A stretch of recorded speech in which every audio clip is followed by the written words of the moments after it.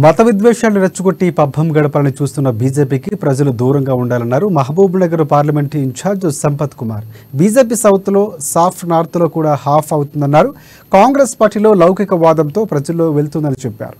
కేవలం 100 రోజుల్లోనే ఇచ్చిన హామీలు అమలు చేసిన ఘనత కాంగ్రెస్ పార్టీకిదన్నారు. ఎన్నికల కోడ్ కారణంగా ఆగిన గ్యారంటీలు ఉప ఎన్నికల తర్వాత పూర్తి చేస్తామన్నారు. మహబూబ్ నగర్ పార్లమెంటు పరిధిలో షాద్నగర్ నుంచి కాంగ్రెస్కు అత్యధిక మెజార్టీ వస్తుందని ఆశిస్తున్నట్లు సంపత్ వెల్లడించారు. అందుకే భారతీయ జనతాలో జరిగినాయి చూడండి, అవి పూర్తిగా ఇండియా కూటమి ఆధీనంలో, ఇండియా కూటమి ఆధిపత్యంలో ఉన్నటువంటి ప్రాంతాలే పూర్తిగా మెజార్టీ వచ్చేసింది. అందుకే అన్నారు సౌత్ మే సాఫ్, నార్త్ మే హాఫ్. ఏది భారతీయ జనతా పార్టీ సౌత్లో సాఫ్ అయిపోయింది, నార్త్లో హాఫ్ అవుతుంది. అందుకే భారతీయ జనతా పార్టీ ప్రభావము, నరేంద్ర మోడీ ప్రభావం గ్రాడ్యువల్గా తగ్గుతూ వస్తుంది. ఇండియా కూటమి యొక్క ప్రభావం పెరుగుతూ వస్తుంది.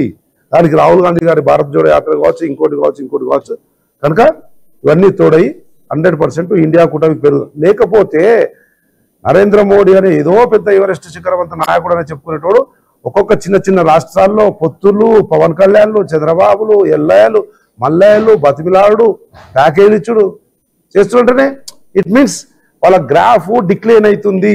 వాళ్ళ గ్రాఫ్ డిక్లైన్ అవుతుంది అంటే ఆటోమేటిక్ అపోజిషన్ పార్టీది ఇంక్లైన్ అవుతుంది అన్నట్లే. అది వాస్తవం, మీరే స్పష్టంగా చూస్తా ఉన్నాం. హరీష్ రావు సగం దిమాగ్ తోటి 10 ఏళ్ళు మంత్రి ఉన్నోడికి కొద్దిగా బేకూఫీగా 10 ఏళ్ళు మంత్రి ఉన్నోడికి ఆలోచన ఉండాలి కదా.